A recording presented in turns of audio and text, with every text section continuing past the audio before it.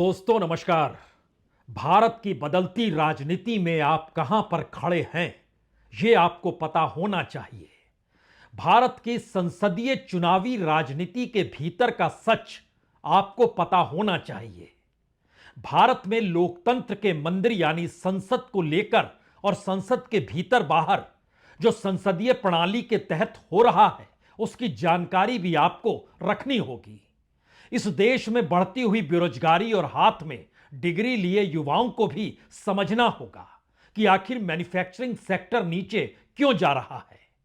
उन्हें इस बात की जानकारी होनी चाहिए कि दरअसल कोर सेक्टर जो 8 हिस्सों में बटा हुआ है, खनन से लेकर बिजली तक और तेल से लेकर इस देश के कम्युनिकेशन और ईंधन तक, तमाम जगहों पर वो परेशानी इस दौर में क्यों खड़ी हो गई, जबकि उससे जुड़े हुए तमाम वैसे इंडस्ट्रियलिस्ट जो कॉरपोरेट के साथी हैं, प्राइवेट सेक्टर में हैं, उनके नेटवर्थ में बढ़ोतरी होती चली जा रही है।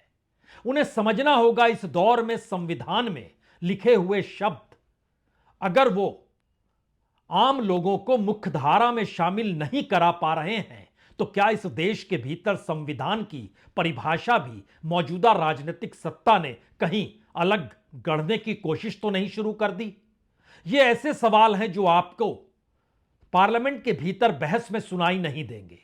हो सकता है राजनीतिक तौर पर भी एक बड़ा वैक्यूम आपको दिखाई दे और उस राजनीतिक शून्यता के भीतर आप बार बार यह सोचें, क्या वाकई इस देश की अर्थव्यवस्था, आर्थिक नीतियां, इस देश में राजनीतिक सत्ता संभाले हुए धुरंधर नेता, सब कुछ इस देश में पुरानी परंपरा के अनुकूल है या सब कुछ बदल रहा है? यकीनी तौर पर सब कुछ बदल रहा है और समझना शायद आज यही है।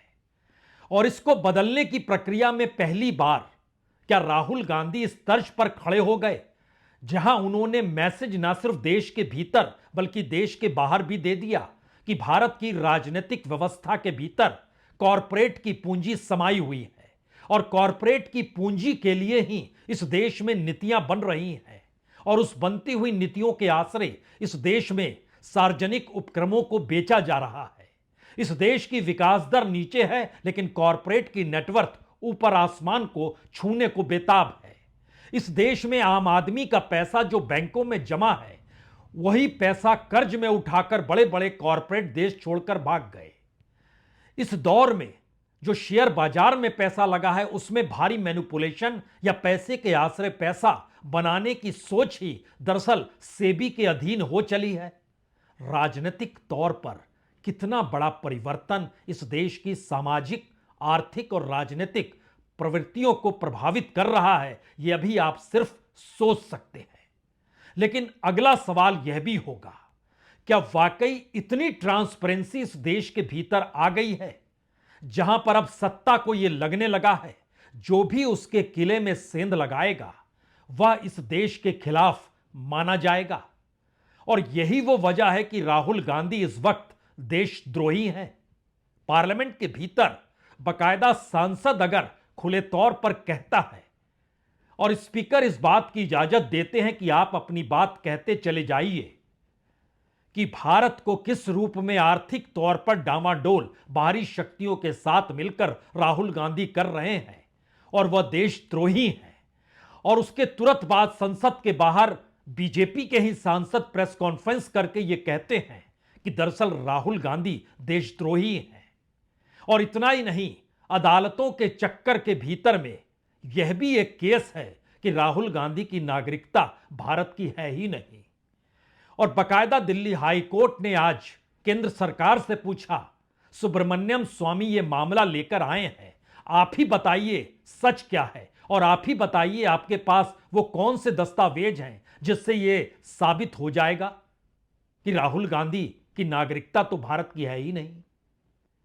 ये परिस्थितियां कोई आसान परिस्थिति नहीं है और इन परिस्थितियों के भीतर भारत की बदलती हुई राजनीतिक व्यवस्था, कॉरपोरेट और सत्ता के पूंजी का तालमेल, भारत में चुनाव दर चुनाव एक ही राजनीतिक दल का जीतना और उस पर उठते सवाल, इस देश में चुनाव आयोग की भूमिका, इस देश में सुप्रीम कोर्ट में जो पुराने फैसले दिए गए उनको लेकर देश के न्यायाधीशों पर उठती हुई राजनीतिक उंगलियां, ये सारे सवाल वाकई आसान नहीं है। इन सवालों के तह में जाने की जरूरत आज जरूर है। और यह वाकई बड़ा सवाल है कि पार्लियामेंट के भीतर जो राहुल गांधी को देशद्रोही कहेगा, उसको बोलने का मौका बार बार दिया जाएगा। और अगर क्यों कह रहे हैं देशद्रोही ये कहते हुए स्पीकर के पास अगर नोटिस भेजा जाए तो स्पीकर उस नोटिस को दरकिनार कर देंगे और कहेंगे जी नहीं, आपको बोलने की इजाजत नहीं, और बोलना चाहते हैं तो फिर पार्लियामेंट आज बर्खास्त की जाती, अब यह कल चलेगी। राजनीति का यह मिजाज ना तो इमरजेंसी के दौर में था, ना ही इंदिरा गांधी की ताकत जब किसी को नहीं समझती थी कि किसी की कोई हैसियत है उस वक्त थी, और ना ही इस देश के भीतर किसी भी प्रधानमंत्री के कालखंड में आपको ऐसी परिस्थिति पार्लियामेंट के भीतर और बाहर देखने को मिली होगी। तो क्या राहुल गांधी ने इस देश में उस पॉलिटिकल सिस्टम में सेंध लगा दी और लोगों को समझाना शुरू कर दिया कि आप हमें जिताइए या ना जिताइए, मैं आपसे वोट नहीं मांगूंगा, लेकिन आप समझ भर जाइए कि संविधान का मतलब क्या है, अडानी का मतलब क्या है, अडानी और मोदी के तालमेल का मतलब क्या है, इस देश के भीतर हो रहा प्राइवेटाइजेशन, मोनेटाइजेशन या डिसइन्वेस्टमेंट, इसका भी मतलब क्या है, इस देश के भीतर में बड़े बड़े मंत्रियों की भी हैसियत क्यों खत्म हो गई, यह भी समझ लीजिए। यह भी जान लीजिए कि आखिर इस देश में नौकरशाही की कतार में दलित, पिछड़े और आदिवासी क्यों शामिल नहीं हो पाते हैं। यह पूरी प्रक्रिया राहुल गांधी अगर लगातार समझा रहे हैं और सत्ता की उस किले में सेंध लगा रहे हैं जिस किले ने खुद को बहुत सुरक्षित मान लिया, तो फिर आवाज तो उठेगी। और शायद उन्हीं आवाजों का जवाब देते देते अब आज पार्लियामेंट में हाथ में संविधान लेकर जब कांग्रेस पार्टी के नेता घूम रहे थे, कल तो पीठ पर था, आज जुबान पर आ गया और मुंह पर लगा लिया गया कि दरअसल मोदी अडानी एक है। क्या जवाब आया जब प्रियंका गांधी से पूछा गया कि राहुल गांधी राष्ट्र विरोधी है, यह खुले तौर पर कहा जा रहा है, तो फिर जो लोग जवाहरलाल नेहरू जिन्होंने 13 साल आजादी की लड़ाई में जेल में काटे, उनको देशद्रोही कह सकते हैं। जो इंदिरा जी को देशद्रोही कह सकते हैं, जिन्होंने पाकिस्तान को के 2 टुकड़े किए, जो शहीद हुए इस देश के लिए, जो राजीव जी को देशद्रोही कह सकते हैं। तो अगर वो राहुल जी को ऐसा करें तो इसमें कोई नई बात तो है नहीं। लगातार विरोध प्रदर्शन हो रहा है प्रियंका जी, और मुझे बहुत गर्व है अपने भाई पे। मैम एक बार रिपीट कर दीजिए क्या कह रही हैं? मेरे भाई के लिए इस देश से ऊपर कुछ नहीं है। वो 8000 किलोमीटर की यात्रा उन्होंने की है, 4000 किलोमीटर पैदल चले कन्याकुमारी से कश्मीर तक इस देश की एकता के लिए।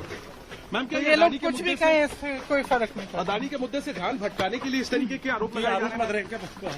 इनकी हिम्मत नहीं है कि अडानी पे चर्चा करें। चर्चा करने में क्या एतराज है? मैम आप लोगों की मांग बात क्या ही है? तो है, लोकतंत्र में चर्चा ही तो होती है। आप कह सकते हैं प्रियंका गांधी राहुल गांधी की बहन है, लेकिन यह भी कहना होगा वो कांग्रेस की जनरल सेक्रेटरी हैं। यह भी कहना होगा इस दौर में वह जिन परिस्थितियों में जिन मुद्दों को उठा रही है बतौर सांसद, इस देश के भीतर बहुतेरी पॉलिटिकल पार्टी उन सवालों के जवाब को देने से बचने लगी है। इंडिया गठबंधन बीजेपी को हराने के लिए बना, सीधे कहें तो प्रधानमंत्री मोदी को हराने के लिए बना। उस इंडिया गठबंधन के भीतर ममता बनर्जी एक भी सवाल अडानी के सवाल के आते ही खामोशी बरत लेती है और जवाब नहीं देती है।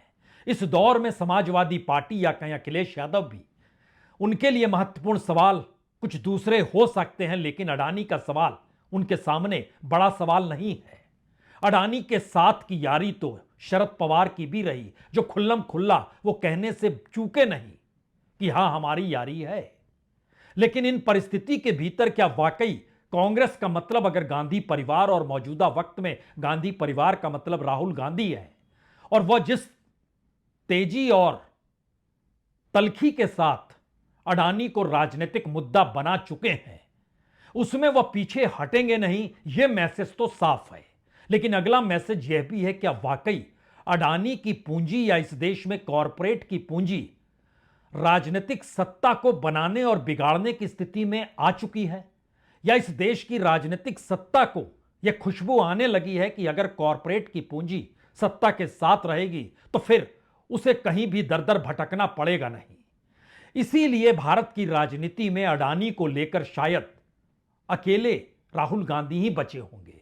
उस बीच में महाराष्ट्र चुनाव के समय धारावी का सवाल आने पर उद्धव ठाकरे जरूर धारावी के सवाल को अडानी से जोड़कर यह कहने से चूके नहीं थे, सत्ता में आए तो सब कुछ या सारे प्रोजेक्ट अडानी के हम रोक डालेंगे, खत्म कर देंगे। वो चुनाव हार गए। बहुत बड़ी जीत बीजेपी ने हासिल की और इतनी बड़ी जीत की इतिहास में कभी भी बीजेपी को इतनी बड़ी जीत मिली नहीं थी। सब कुछ क्या इतना आसान है? क्योंकि एक गांव के लोग अगर तय करते हैं कि मकड़वाड़ी में हम बैलेट पेपर से चुनाव अपने आप को परीक्षण करने के लिए करेंगे कि हमारे यहां जो वोट पड़े वो सही है या नहीं है, तो वहां कर्फ्यू लगा दिया जाता। यह कोई सामान्य सी राजनीतिक परिस्थिति बिल्कुल नहीं है। चुनाव आयोग की साख का सवाल है। इस देश में चुनाव आयोग के जरिए लोकतंत्र की साख का सवाल है। इसीलिए यह सवाल बड़ा हो चला है कि जहां जहां इस देश में सत्ता के किले में सेंध लगेगी या फिर किला ढहेगा या किले के जरिए जो राजनीतिक सत्ता बनाई गई है उस पर कोई आंच ना आने दी जाए, शायद उसका नायाब प्रयोग कल खुलकर पार्लियामेंट के भीतर तब नजर आया जब निशिकांत दुबे ने बताना शुरू किया कि अंतर्राष्ट्रीय ताकतें कैसे राहुल गांधी के अनुकूल खड़े होकर भारत को डिस्टेबलाइज कर रही है, यानी अस्थिर कर रही है। और उसके खिलाफ कांग्रेस ने चाहा कि वह नोटिस दे, लेकिन एक बार फिर आज दोबारा निशिकांत को मौका दिया गया कि आप अपनी बात को कहिए। कल की बात और आज की बात दोनों एक लगातार में देखिए और समझने की कोशिश कीजिए क्यों एक झटके में विपक्ष के नेता देशद्रोही हैं।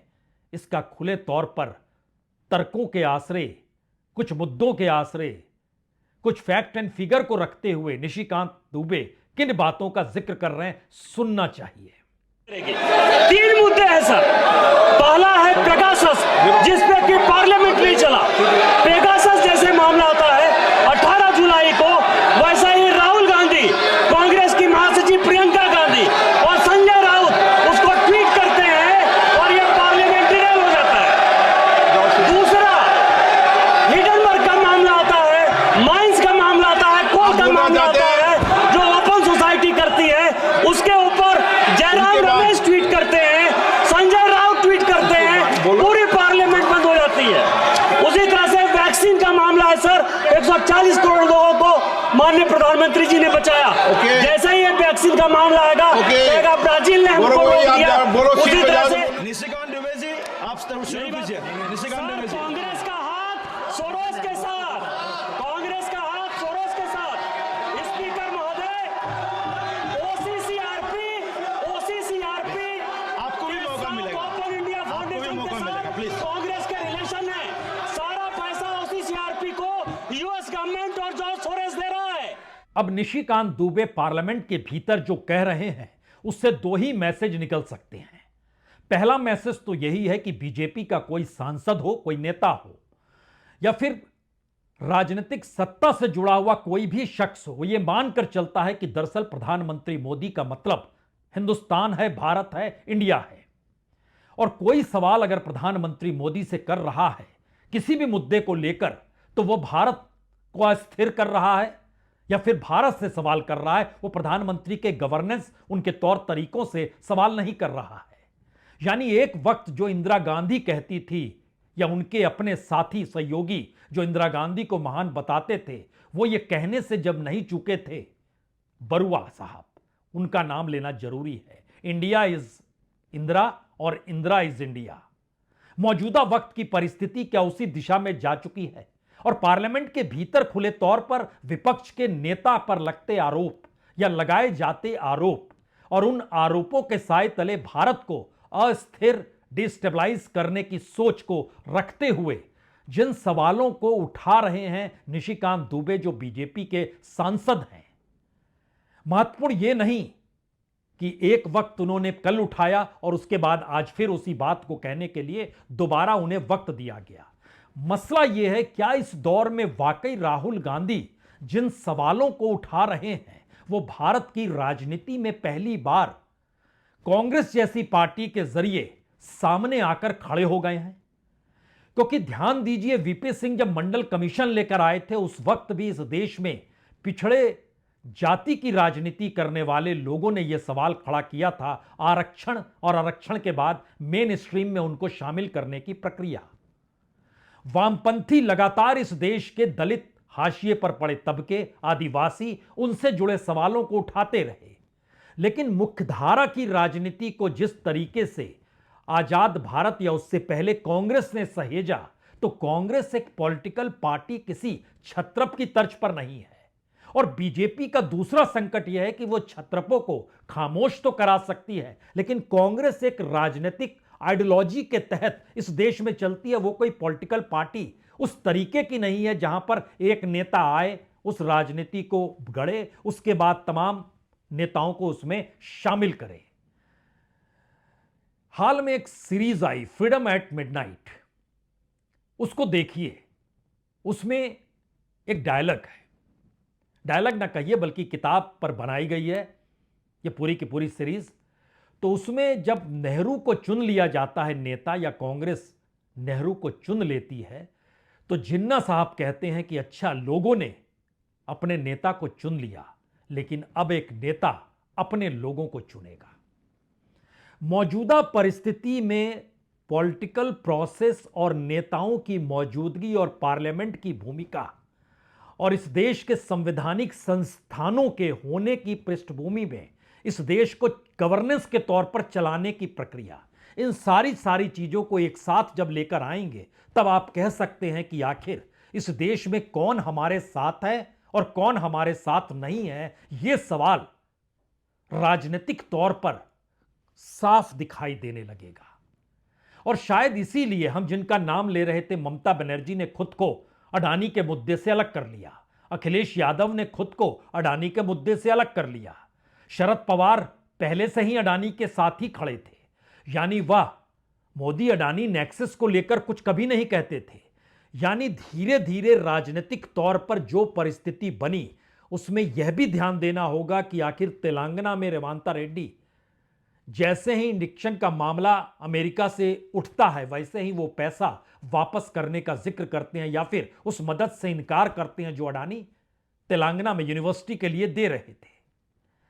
यानी कांग्रेस के भीतर का मैसेज उस राजनीति से हटकर है जो राजनीति सिर्फ वोट मांगती है। और इस देश के भीतर जो एक बड़ा तबका वैचारिक तौर पर कांग्रेस से जुड़ा है, उसके लिए कांग्रेस मुक्त भारत का नारा जो 2014 में प्रधानमंत्री मोदी दे रहे थे, वह मायने नहीं रखता था। और धीरे धीरे इस बात की समझ बीजेपी के भीतर आती चली गई। इसीलिए निशाने पर खुले तौर पर अब राहुल गांधी आ गए, क्योंकि राहुल गांधी ने इस दौर में जाति की राजनीति को भी अपने भीतर समावेश कर लिया, वामपंथियों की राजनीति को भी अपने भीतर समेट लिया, और कांग्रेस की पुरानी विचारधारा को नए तौर पर रखते हुए जिस मोहब्बत की दुकान का वो जिक्र करने लग गए और भारत जोड़ो यात्रा निकालकर एक मैसेज देने की कोशिश की, उसका परिणाम यह तो हुआ कि उन्हें राजनीतिक तौर पर एक बड़ी क्रेडिबिलिटी मिल गई।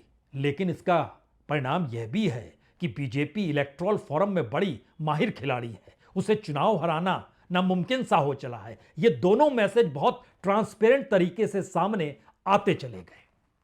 और यहीं पर सबसे बड़ा सवाल होता है कि लोकतंत्र के मंदिर पार्लियामेंट के भीतर जो सवाल जिस रूप में उठ रहे हैं, उन सवालों को लेकर संसदीय राजनीति या पार्लियामेंट्री प्रोटोकॉल के अनुकूल भी जब कांग्रेस के सांसद सवाल उठाते हैं तो उनके सवाल कोई मायने रखते नहीं है।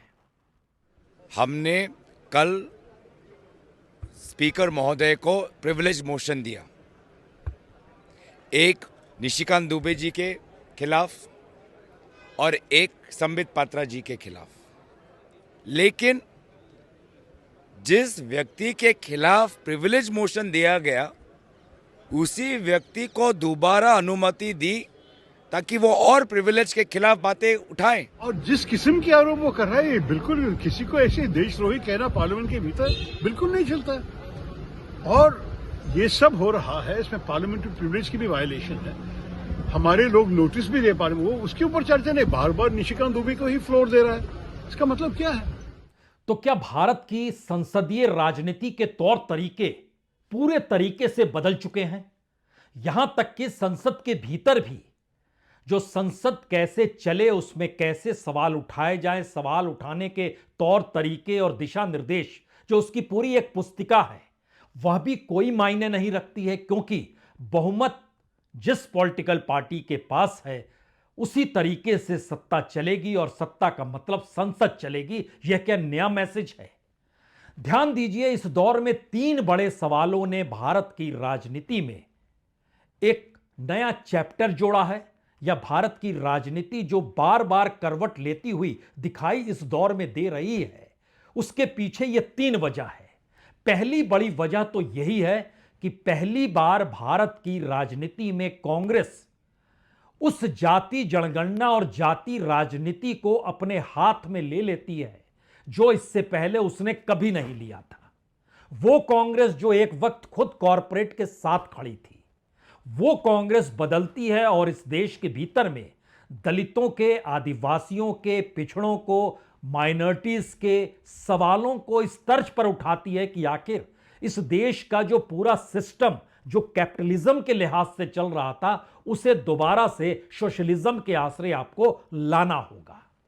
और राज्य दर राज्य जिस कैपिटलिज्म को आगे बढ़ाने के लिए स्टेट कॉरपोरेट के साथ खड़ा होता है, पहली बार कांग्रेस या राहुल गांधी ने उसकी परिभाषा को बदला और कहा कि हो सकता है उतना लाभ कॉरपोरेट को दिया जाए, लेकिन उतना ही लाभ इस देश में जो किसान हैं, मजदूर हैं, जो गरीबी और विपन्नता में डूबे हुए हैं, उनको भी उतनी मदद देनी होगी। यानी एक ऐसी परिस्थिति का खाका सरकार चलाने को लेकर राहुल गांधी खड़ा करना चाहते हैं जो मौजूदा वक्त में नहीं, बल्कि 91 में जो इकोनॉमिक रिफॉर्म इस देश में हुए उसकी उम्र पूरी हो गई, या वो स्टैग्नेंट स्थिति में आकर खड़ी हो गई। इसीलिए पॉलिटिकल पावर कॉरपोरेट की सत्ता के साथ चलते चलते सब कुछ उसके हवाले करने से चूक नहीं रही है, सब कुछ उसके हवाले कर रही है। और ये एक संकट अंतर्राष्ट्रीय तौर पर है कि कैपिटलिज्म एक स्टैग्नेंट प्रोसेस में आकर खड़ा है। लेकिन उसके आगे का सवाल कि कॉरपोरेट ही राजनीतिक सत्ता चलाने लगे, आप अमेरिका का जिक्र कर सकते हैं, एलन मस्क किस रूप में हावी हो रहे हैं। आने वाले वक्त में स्टारलिंक के जरिए इंटरनेट उनके पास होगा। क्रिप्टो करेंसी की एंट्री भारत में अभी हुई नहीं है, लेकिन क्रिप्टो करेंसी उनके हाथ में है। वो क्या करेंगे? करेंसी तक इस दौर में हड़पने की कोशिश की जाएगी। ये सारे सवाल हो सकते हैं, हर जहन में हो। लेकिन भारत की पार्लियामेंट्री डेमोक्रेसी के भीतर राहुल गांधी उस हाशिए पर पड़े तबके जो 80% तबका है, उसके हाथ में अगर ताकत देने का जिक्र करते हैं, तो यह भारत की राजनीति में सबसे बड़ा उलटफेर के तौर पर देखा जा सकता है।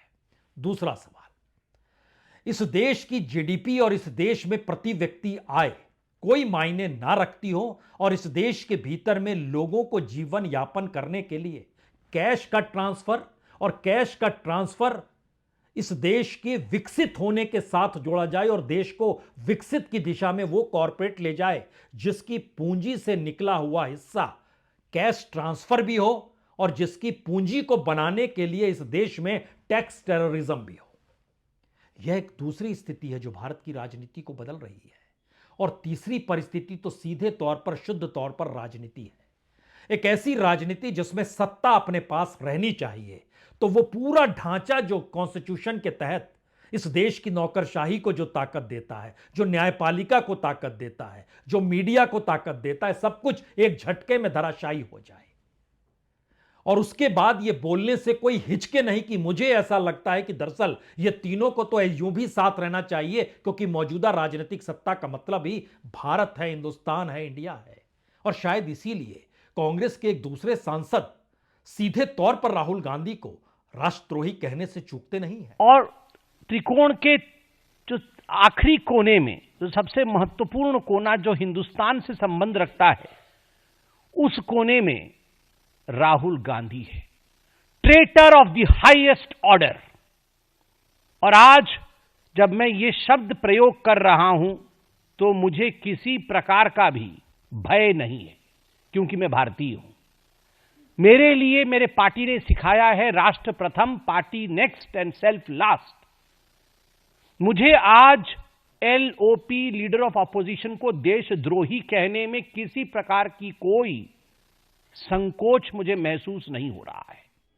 तो राहुल गांधी राष्ट्र विरोधी हैं, यानी कांग्रेस मुक्त भारत का नारा देते देते अब राहुल मुक्त भारत की स्थिति मौजूदा वक्त में बीजेपी के भीतर समा चुकी है, क्योंकि राहुल गांधी शायद एक ऐसे अकेले शख्स हैं जिनके पीछे पूरी कांग्रेस पार्टी चल रही है।